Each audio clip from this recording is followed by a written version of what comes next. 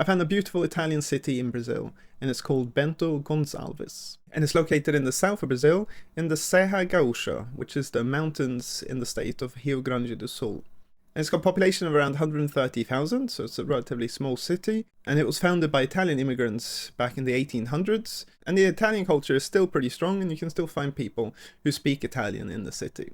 And it's a very beautiful city. It's organized, well maintained, and there's also lots of nice architecture. So you've got lots of old stone and timber buildings. So you've got this building here, which is an Italian restaurant called Nuna Loggia, and it's located on a road called Caminhos de Pedra, which is a road on the outskirts of Bento Gonçalves. And this road is quite famous because it has lots of old buildings with nice architecture, and lots of tourists come here to have a look. And this stone house in particular is famous also because it has a tree next to it called Arvore Maria Molli. And this tree has this hole or space underneath it, which you can see here. Apparently a family of 4 of Italian immigrants lived in this little space for 2 years when they arrived here in this area. So when the Italian immigrants arrived in this area in the 1800s, there was nothing here, just forest. And it took time for them to build a house and so on. So many of them had to live in the forest at the beginning until they'd finished building the house. And so this family lived underneath this tree for 2 years. And then you have lots of old wooden buildings as well. So you've got this old building here, which is Casa da Ovelha. So this is a store that sells cheese, yogurt, and lots of other products made out of sheep's milk, and also some cuddly toys as well in here. And then they also have a park behind the shop as well, where you can pet some sheep. And then there are lots more other older houses on this road. So you got this house here, which is Casa de Cuca. This is a bakery and cafe, and they sell cucas, which is this traditional sweet cake-like bread with chocolate or fruit inside of it, which is very good. And then there's some old water mills as well, which in the past they used to mill flour and other grains. So this whole road is very nice and picturesque. And another really nice area on the outskirts of the city are the vineyards. So Bento Gonçalves is known as the city of wine, and has some really large and impressive vineyards. So some of the biggest ones are Sultan, Miolo, and Aurora. And they produce wine, sparkling wine, and grape juice. And then there are thousands of smaller family-run vineyards as well. And I must say, these vineyards are pretty impressive. And I had no idea this region produces so much wine and sparkling wine. I mean, for a foreigner, you're familiar with Argentinian wine, also wine from Chile, and that's it basically from South America. I mean, I'd never seen Brazilian wine in a supermarket in Europe before, but the Brazilian wine that they produce in this region is very good, especially the white wines. And if you go to any of the vineyards here in the area, you can do a tour of the facilities. Most of them have a restaurant, and they serve some really good food there. And then you can also do wine tasting, and then they also have a store where you can buy their wine. And so all the things that I've shown you now, so the vineyards and all these old buildings, they're on the outskirts of the city. But then the city centre is also very nice. So here you've also got some nice old buildings. It's pretty organised and clean as well. And then the city has lots of parks as well. So you've got Praça Centenário and also Praça Achilles Mincaroni. And there's some old churches as well. So this is Igreja Matriz Cristo Rei. And it's really well maintained and very nice inside as well. But I would say that my favourite neighbourhood is probably Planalto. So it's quite an affluent neighbourhood in the city, and it's full of small shops, restaurants and bars, and yeah, I think it's a really nice neighbourhood.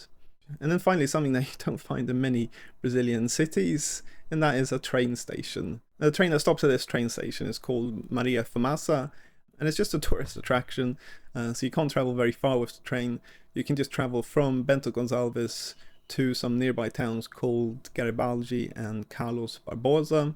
Takes about an hour and a half, and on the train they have some entertainment, some people sing, and they offer you some wine and sparkling wine as well. So yeah, it's a nice little trip and lots of nice countryside to look at.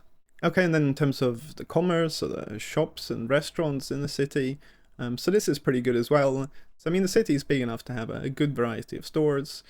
So it has some big supermarkets. It's got 2 shopping malls, which are relatively small, so you can kind of walk around the entire shopping mall in like 5 minutes. But they've got the key things like a food court and cinema and so on. And in terms of restaurants in the city, so here you've got a large variety of restaurants. Obviously the main one being lots of Italian restaurants, and a lot of them serve really nice Italian food. But then you have a good variety of other restaurants. So you've got German cuisine, Mexican cuisine, Asian cuisine. and then lots of Brazilian barbecue restaurants and buffet restaurants.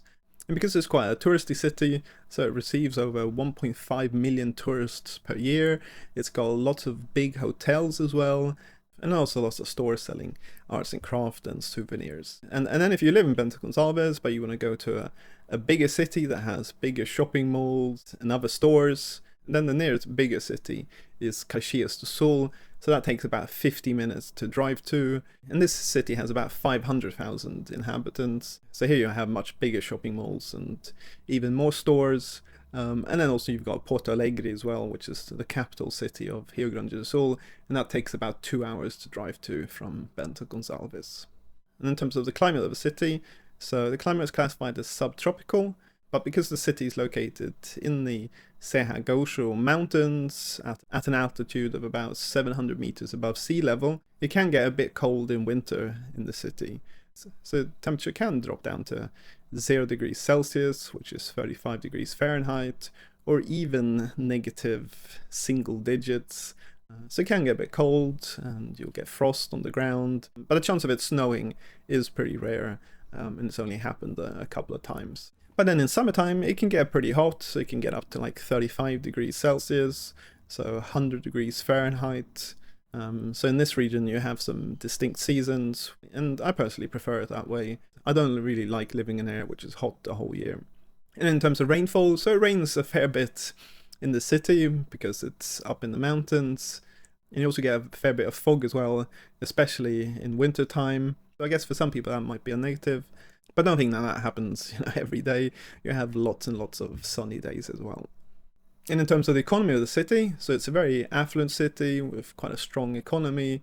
And the big industries in the city are wine production, furniture manufacturing, and tourism. So like I said, you've got some big vineyards, the big ones being Sultan, Miolo, and Aurora. And these are some of the biggest vineyards in the whole of South America. So they compete against the biggest in Argentina and Chile as well. And the area as a whole produces over 12 million bottles of wine per year, apparently. And then Bento Gonçalves also has a big furniture manufacturing industry. So some of the big furniture companies in the area are Todeschini, Unicasa, and Bertolini. So these companies have some big factories in the city and employ lots of workers. And then the other big industry is tourism. And so this area is one of the big tourist attractions in the south of Brazil, and it receives over 1.5 million tourists per year. And so these industries and sectors bring in a lot of money to the city, and as a result, the city is pretty affluent. And in terms of the infrastructure of the city, so it's pretty good. The local government invests a fair bit in maintaining the city. So the roads are pretty good. I mean, you still see lots of these cobbled streets, which you see everywhere in the region. But overall, the main asphalt roads are well maintained. I guess the only thing I would say is that if you're traveling from Bento Gonçalves to another town or city, to like Caxias do Sul or Porto Alegre, you do have to drive on some smaller, winding mountain roads to get there. So some of the main roads leaving the city aren't dual carriageway. So you do have to be a bit careful driving on those, especially at night time. So I guess maybe that's one negative. But in terms of other infrastructure, the city has a large hospital called Hospital Tacchini, and the city has lots of schools, both public and private. And in general, the schools are rated pretty highly in this area. And there are some colleges and universities as well, big one being Universidade de Caxias do Sul. In terms of crime and policing, so the crime levels in Bento Gonçalves are considered relatively low compared to other big cities. But that doesn't mean that there isn't some crime in the city. There definitely is. And if you were to live in the smaller towns surrounding Bento Gonçalves, there would be even less crime. But saying that, when I walked around the city centre and some other neighbourhoods, I felt perfectly safe. And then finally, in terms of the cost of living in Bento Gonçalves. So overall, I would say the city isn't expensive, but also it isn't cheap compared to other areas.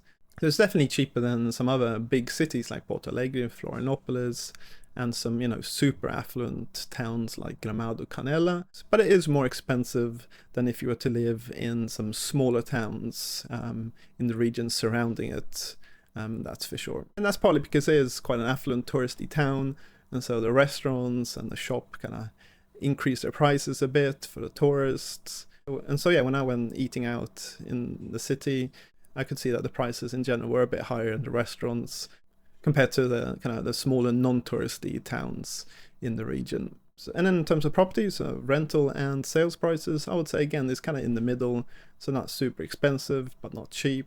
So let's start off by looking at the price per square meter if you were to buy a property.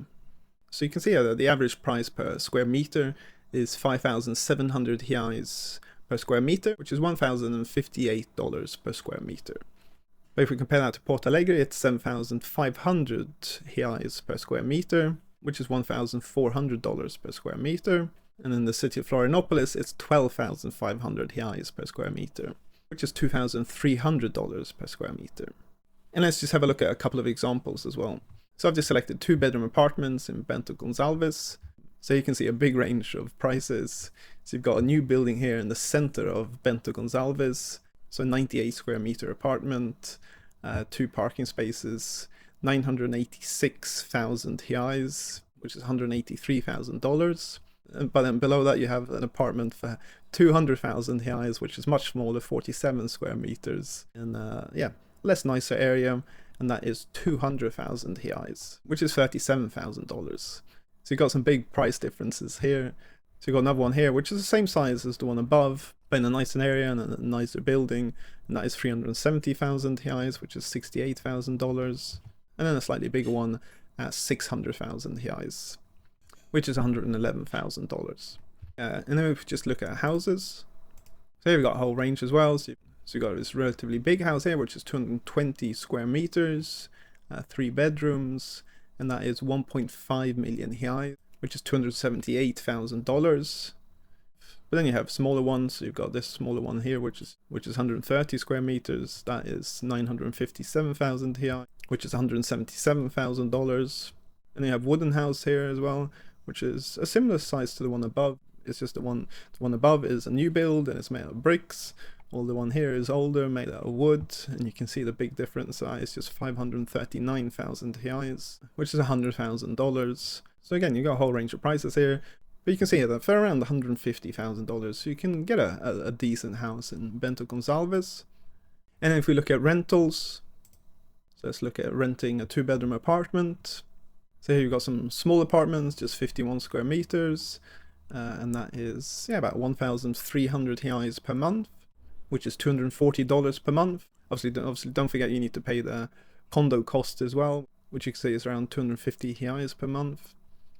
But then if you want to live more centrally, so this is more or less the same sized apartment as the ones above, but it's in the city center, and that is 2,500 reais per month. It's $460 per month.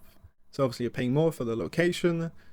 And then let's just have a look at a bigger apartment. So yeah, this is bigger, 88 square meters, and it's a nice neighborhood. It's not in the city center, but it's nice, and that is 2,950 reais, which is $550 per month. So you can see you can rent an apartment for $250 up to $500 per month.